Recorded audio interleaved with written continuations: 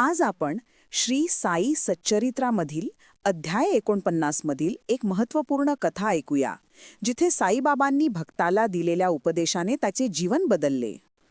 एकदा नानासाहेब चांदोरकर शिर्डीत साईबाबांसोबत द्वारकामाईमध्ये बसले होते.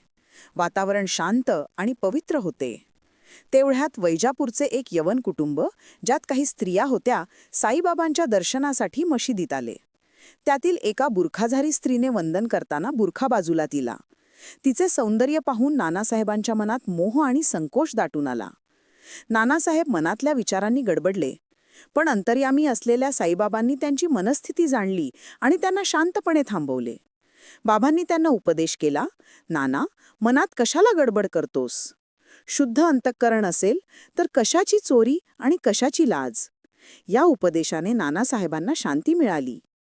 या प्रसंगातून आपल्याला शिकायला मिळते की बाह्यरूपात न अडकता आपले मन नेहमी शुद्ध ठेवावे. ओम साईराम.